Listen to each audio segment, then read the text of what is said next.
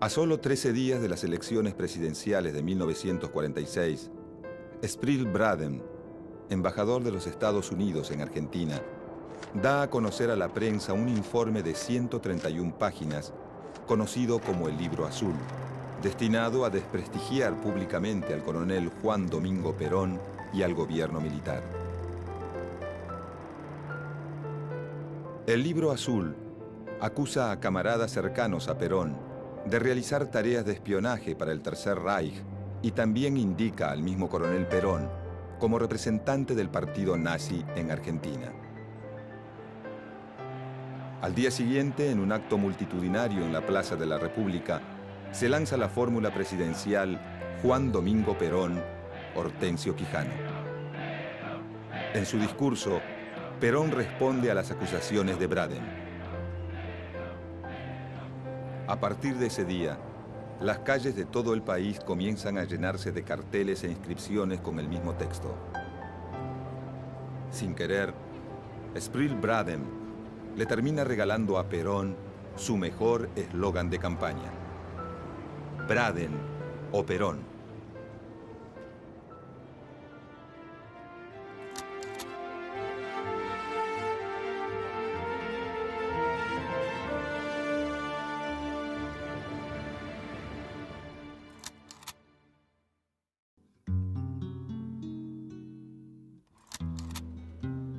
El coronel Juan Domingo Perón comienza su ascenso en la política con la revolución del 4 de junio de 1943.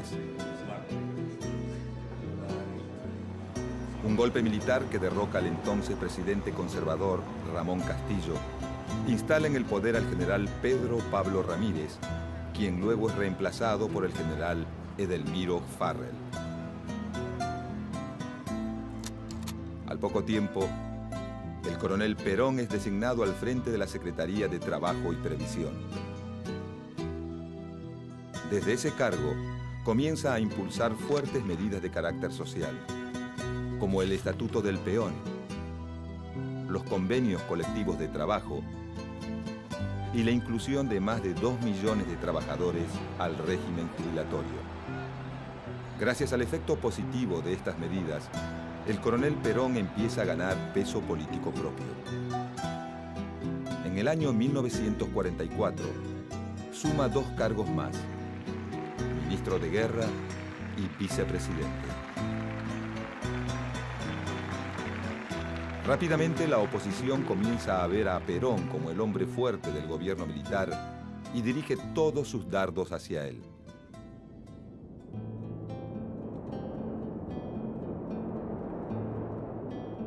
La derrota del nazismo en Europa y el apoyo del gobierno norteamericano a la oposición llevan al gobierno de Edelmiro Farrell a una aguda crisis política. Con ánimo de ceder a presiones internas y externas, Farrell le pide a Perón la renuncia a todos sus cargos, confinándolo pocos días después en la isla Martín García, lo que genera un gran descontento popular.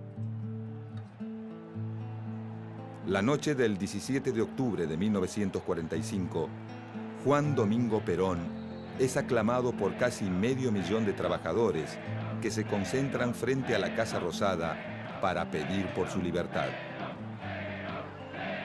Ese día, Perón regresa a la política por la puerta grande, convertido en un líder popular. A la mañana siguiente, el gobierno militar de Edelmiro Farrell designa un nuevo gabinete de ministros y confirma el llamado a elecciones presidenciales. A esa altura, la candidatura de Juan Domingo Perón es algo obvio para todos. Para fines de octubre de 1945, Perón sabe que cuenta con el apoyo incondicional de gran parte de los trabajadores, pero no tiene armado un partido político que le permita presentarse a elecciones. Inmediatamente comienza a buscar adhesiones en otros sectores que simpatizan con su política social, como el radicalismo disidente, pequeños grupos nacionalistas y la dirigencia sindical laborista. Pocos días después del 17 de octubre, en el City Hotel de Buenos Aires, un grupo de dirigentes radicales, al mando de Hortensio Quijano, forma la UCR Junta Renovadora, brindando pleno apoyo a la candidatura de Juan Domingo Perón. El mismo Quijano, antes del 17 de octubre, había intentado convencer a las autoridades de la UCR de apoyar a Perón. Al no lograrlo, abandona el partido. La UCR Junta Renovadora celebra las reivindicaciones sociales alcanzadas por el joven coronel y en sus actos de campaña muestra la imagen de Perón al lado de las de Hipólito Yrigoyen y el general San Martín.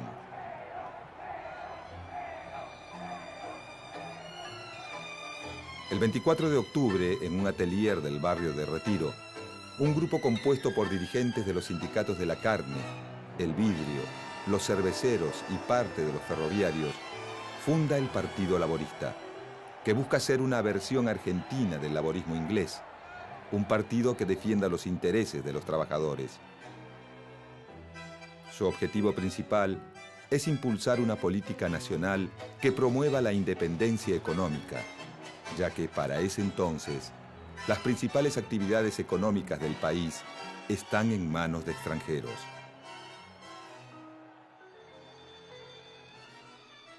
Extranjeros eran los teléfonos, extranjeros eran los ferrocarriles, extranjeros eran los barcos, extranjeros eran los elevadores de granos. Todos se lanzaban vorazmente sobre el trabajador, quien se debatía en desigual lucha contra tantos enemigos. Con la UCR Junta Renovadora y el Partido Laborista, Perón comienza a construir su frente electoral. El partido de Quijano le garantiza varios años de experiencia institucional y una red de comités extendidas por todo el país, mientras que el laborismo le permite acompañar políticamente al creciente movimiento obrero, cada vez más fuerte en Buenos Aires y en las provincias del litoral. Inmediatamente al proyecto político de Perón se suman otras pequeñas fuerzas. Por un lado, los centros cívicos Coronel Perón, integrados por pequeños comerciantes de barrio de Buenos Aires y militares que formaron parte de la Revolución de 1943. Por otro lado, la Alianza Libertadora Nacionalista, una combativa organización juvenil con ideas de derecha y simpatías por el franquismo español. Además de estos grupos, también se suman viejos nacionalistas de la época de la dictadura de José Félix Uriburu y varios miembros de la agrupación Forja, Fuerza de Orientación Radical para la Joven Argentina. La Forja está integrada por un grupo de intelectuales nacionalistas de origen radical, entre los que se encuentra Arturo Jaureche, quien con el pasar de los años se convertirá en una de las figuras intelectuales más importantes del peronismo. En apenas un mes, Perón logra aunar las voluntades necesarias para armar su frente electoral. Pero rápidamente comienzan a sentirse los roces entre las distintas fuerzas que lo componen. Las viejas prácticas de comité de los ex-radicales provocan recelos y desconfianzas entre la enérgica conducción sindical inexperta en la lucha partidaria. Y mientras el Frente Peronista se gesta en medio de contradicciones y discrepancias, los partidos de la oposición comienzan a agruparse bajo un mismo paraguas.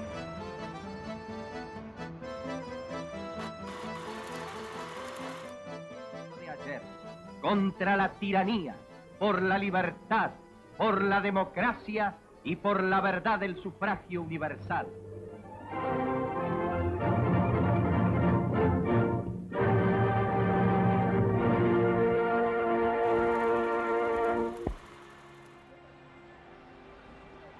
El 8 de diciembre de 1945, en la Plaza de los Dos Congresos, la UCR tradicional, los partidos socialista, comunista y demócrata progresista realizan el acto inaugural de la Unión Democrática, el frente electoral con el que planean enfrentar la candidatura de Juan Domingo Perón. El lema era «Por la libertad contra el nazismo». Un gran retrato del presidente conservador Roque Sáenz Peña, mentor de la reforma electoral de 1912, presidía el acto en el que hablaron representantes de todos los partidos. José Tamborini fue el orador encargado de cerrar la jornada. Debemos salir por el esfuerzo solidario de todos.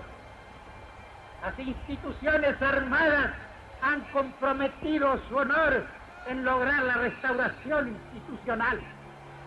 Si el ejército advirtiera con cuánta ansiedad el pueblo argentino espera que la tarea sea cumplida para tributarle su aplauso, comprendería que el destino le ha deparado la más alta misión que pudiera realizar en tiempos de paz por la grandeza moral de la República. Al finalizar el acto se produjeron enfrentamientos entre los asistentes y algunos seguidores de Perón. La balacera dejó como saldo 4 muertos y decenas de heridos. Con esta manifestación, el Frente Antiperonista había afianzado su fuerza.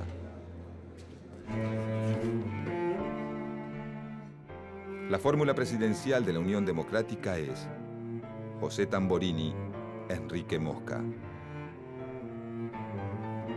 Inmediatamente esta nueva alianza recibe el ferviente apoyo de una figura de peso, el ex embajador y ahora secretario de Estado norteamericano, Spryl Braden. Al gran calor del verano del 46, se suma el calor de la contienda política que, a pura violencia, gana las calles. Enfrentamientos a los puños y a los tiros muestran una sociedad dividida en 2 grupos muy claros. Por un lado, los que, amparados bajo el rótulo de democráticos, buscan imponer una democracia liberal y acabar de una vez con un régimen al que acusan de nazi-fascista. Por otro lado, las multitudes que, siguiendo la influencia del coronel Perón, demandan una salida nacional y soberana que las tenga como protagonistas. Mientras tanto, en los medios de comunicación, la campaña se sigue calentando. El 17 de enero, la Embajada norteamericana da a conocer una serie de telegramas que tratan de involucrar a Perón con una red de financiamiento a periódicos favorables al régimen nazi. Perón, argumentando que todo es un operativo de prensa de la Embajada norteamericana, minimiza las acusaciones de Braden. En ese momento, tiene otras cosas por las que preocuparse. Las disputas internas entre laboristas y radicales Junta Renovadora, que amenazan con debilitar la ya frágil estructura de su propio frente electoral. Y el hecho de que la mayoría de las radios y diarios de la época, que están claramente a favor de la Unión Democrática, dan muy poca publicidad a sus actos y declaraciones de campaña.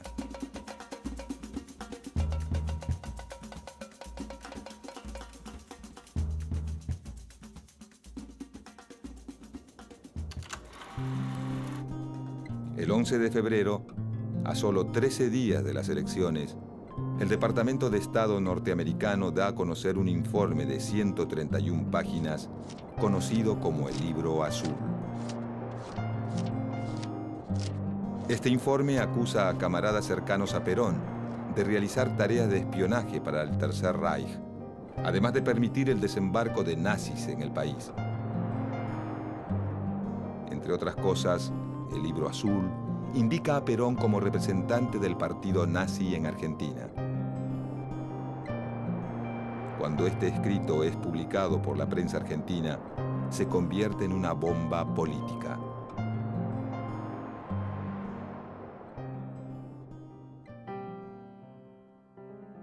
Por esos días, en un acto multitudinario en la Plaza de la República, se lanza la fórmula Juan Domingo Perón, Hortensio Quijano. Acto seguido, en el acto de presentación de su fórmula presidencial, Perón acusa a sus opositores de creer en una democracia ficcional y denuncia a Braden como instigador y verdadero jefe de la Unión Democrática. Lanza después un eslogan de campaña que divide políticamente al país en dos: Braden o Perón. Para Perón, la división es muy clara. Votar por él es votar por la dignidad de los trabajadores, el progreso y la soberanía nacional. Votar por los socios de Braden es dar un paso atrás, volver al país manejado por la oligarquía y los monopolios extranjeros.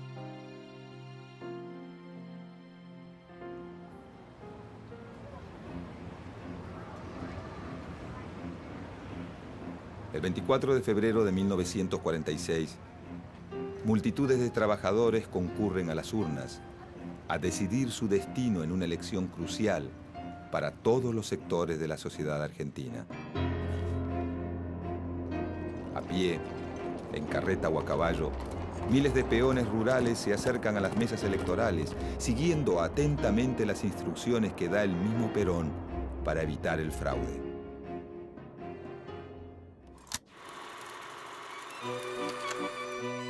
Luego de un mes y medio de escrutinio, el 8 de abril de 1946, se anuncia el triunfo de la fórmula Perón-Quijano, con un 55% de los votos contra un 45% de la Unión Democrática.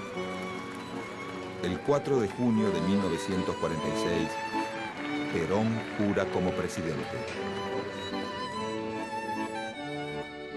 Aunque muchos en ese momento se nieguen a aceptarlo, se inicia así una nueva etapa en la historia argentina. Cuando Perón llega al gobierno, Europa recién está saliendo de la Segunda Guerra Mundial.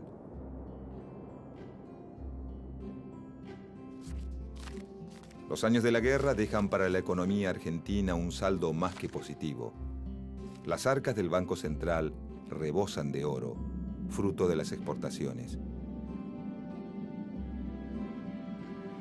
Al mismo tiempo, la floreciente industria nacional continúa creciendo, ya que fabrica los mismos productos que los países industriales dejaron de producir cuando volcaron todos sus esfuerzos hacia la guerra.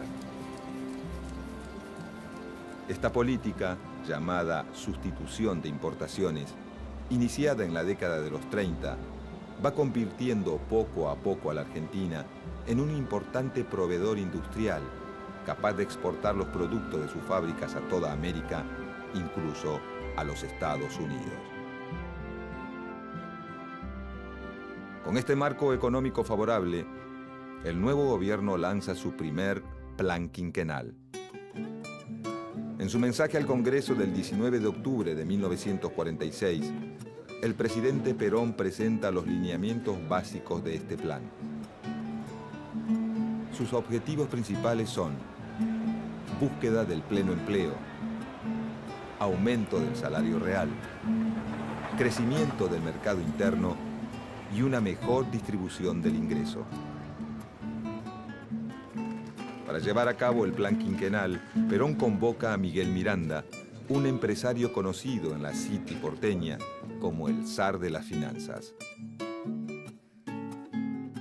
Miguel Miranda comienza a delinear el rumbo de la política económica desde el IAPI. El IAPI, Instituto Argentino de Promoción e Intercambio, es un organismo estatal creado durante los últimos días del gobierno de Farrell, que tendrá un papel central en la economía de estos años.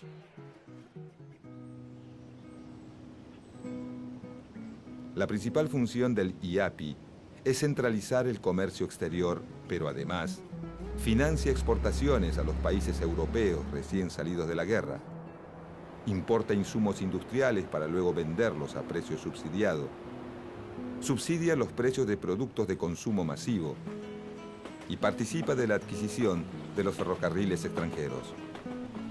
Durante el primer quinquenio peronista, el IAPI sirve a los fines de transferir parte de las enormes ganancias del campo al desarrollo de la industria, actividad en la que se desempeña gran parte del electorado peronista. Si bien Miguel Miranda es el artífice económico del primer plan quinquenal, este no estaría completo sin la presencia de su mejor comunicadora, María Eva Duarte de Perón. Ex actriz de cine y radionovelas, la esposa del presidente es la portavoz elegida para difundir la política social del gobierno. Su juventud, su belleza y su talento dramático para dirigirse a las masas la convierten de inmediato en el mejor agente de propaganda del gobierno. En tan solo 6 años de compromiso como primera dama, su rostro irrumpe en la vida del país en forma de afiches murales, programas de radio, giras, revistas y textos escolares, y queda como un emblema de la reivindicación social destinado a perdurar por mucho tiempo.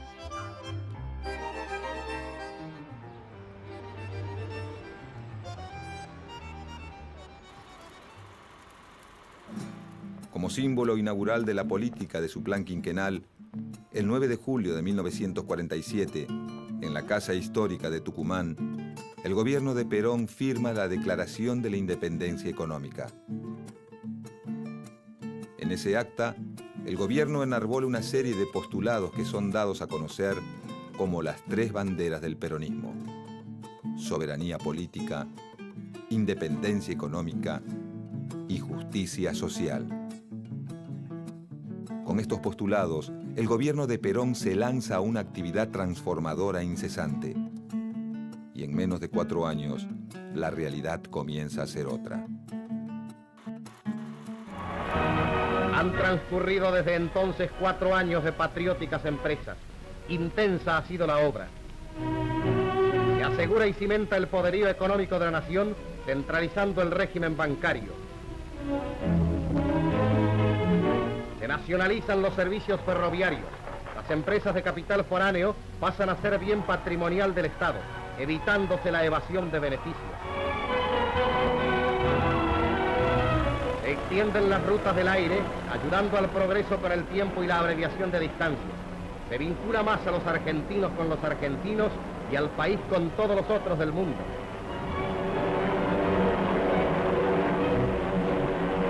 Pone en ejecución una nueva política migratoria y contingentes enormes de trabajadores, técnicos y profesionales vienen a producir a nuestra tierra.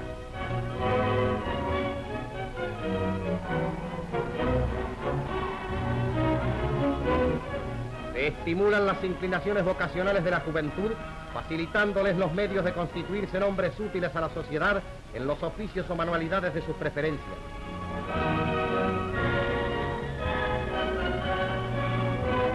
Se contempla con verdadero amor el problema del humilde, hasta hace poco desheredado social. La esposa del primer magistrado, Eva Perón, se entrega con vehemente dedicación a la obra humanitaria y dignificadora. Los niños, a quienes el general Perón otorgó privilegios únicos, son grandemente favorecidos en la cruzada social. Se modelan sus almas, se ejercitan sus mentes y se preserva su salud, porque así se asegura el porvenir de la patria.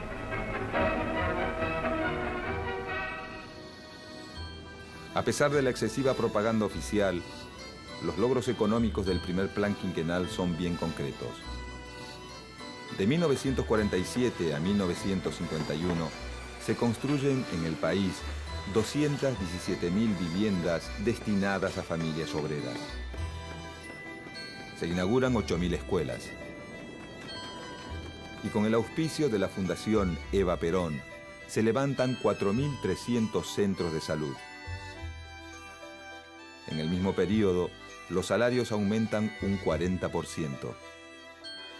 El Producto Bruto Interno crece un 8% anual y el consumo un 14%. De 1945 a 1948, la venta de cocinas aumenta un 106%, la de heladeras un 218% y la de aparatos de radio un 600%.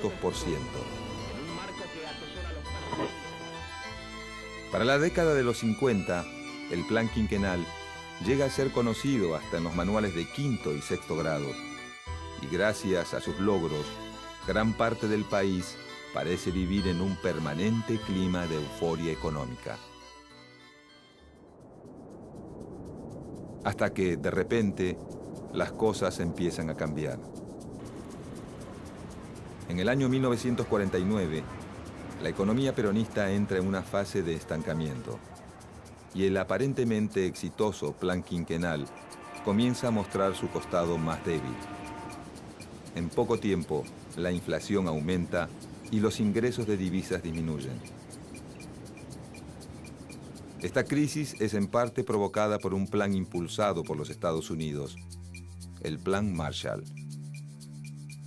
El Plan Marshall es un plan concebido por el gobierno norteamericano, cuyo propósito inicial es reconstruir Europa y evitar que se agrave la situación económica de los países aliados, aunque su verdadera intención es frenar el avance de su nuevo enemigo, el comunismo, que ha sido adoptado en toda Europa del Este y también triunfa en China.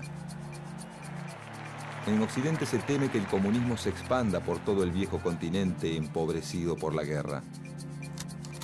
Por medio del Plan Marshall, el gobierno norteamericano compra alimentos a sus productores agropecuarios locales para luego donarlos a sus aliados europeos, lo que inmediatamente provoca el derrumbe de los precios internacionales. A esta actitud, el gobierno de Estados Unidos le suma un deliberado boicot a los productos argentinos. Mientras tanto, en Argentina, 2 años de terribles sequías arruinan cultivos y matan ganado. Pronto nuestro país atraviesa una grave crisis agroexportadora que repercute gravemente en el mercado interno. Ese año, el pan blanco desaparece de las panaderías y la carne vacuna sube a precios exorbitantes. De un día para otro, en el país del trigo y las vacas gordas, se come pan de mijo y en el puchero se reemplaza la carne por la papa.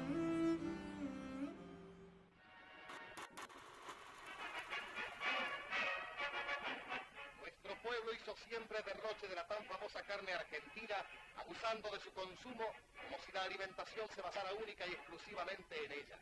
Mientras otros pueblos sanos y fuertes de la tierra apenas consumen unos gramos una vez por semana.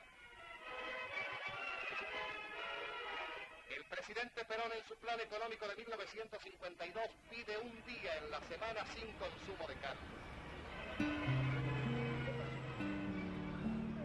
En 1952 el gobierno lanza un programa de estabilización. Y el mismo Perón, que hasta hace poco proclamaba la solución del consumo, ahora pide austeridad. El país que hacía poco había salvado del hambre a España a través de envíos de alimentos, se encuentra ahora en plena economía de guerra. Pero la austeridad no es la peor noticia de 1952. El 26 de julio, a las 20:25, muere Eva Perón, víctima de un cáncer.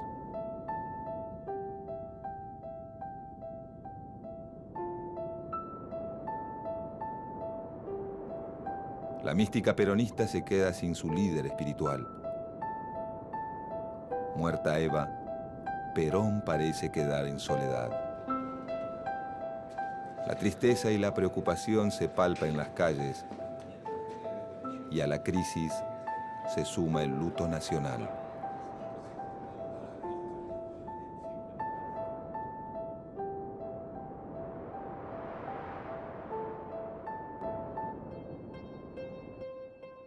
Para 1953, la situación de Argentina ante la Casa Blanca ha cambiado sustancialmente.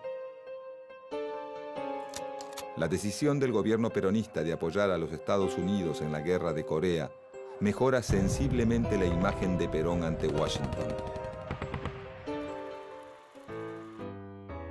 En este contexto, el gobierno decide lanzar su segundo plan quinquenal. Si el primer plan quinquenal significó un período de desarrollo y expansión, El segundo trata más bien de aumentar la producción agrícola y de dotar al sistema industrial de sólidas bases, además de promover el desarrollo de la industria pesada y el autoabastecimiento de combustible.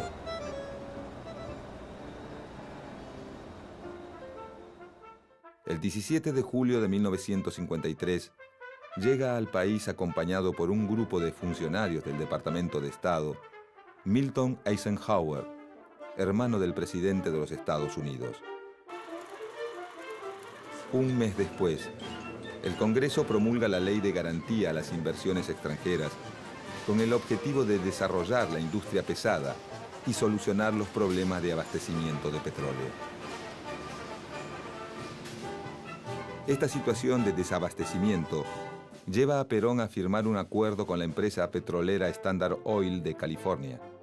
El acuerdo genera inmediatamente la crítica de los sectores nacionalistas del mismo gobierno y el repudio de gran parte de la oposición.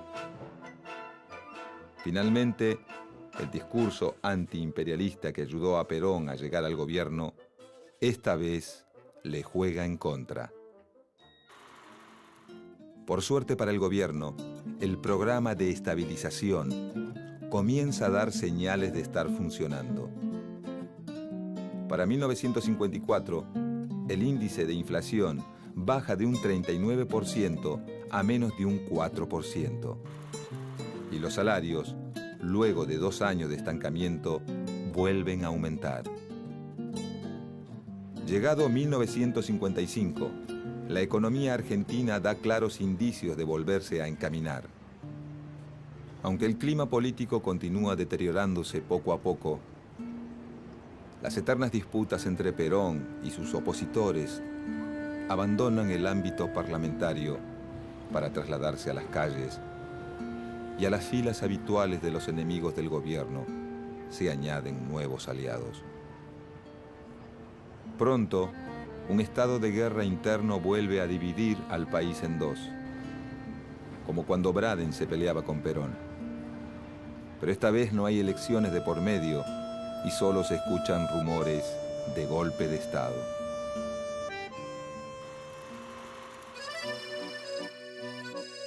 Los casi 10 años de gobierno peronista marcan una serie de cambios que transforman para siempre la fisonomía del país. Poco a poco, la vieja postal de la Argentina, de las vacas gordas y de las llanuras interminables da paso a las chimeneas de las fábricas y a las distintas ceremonias de trabajo.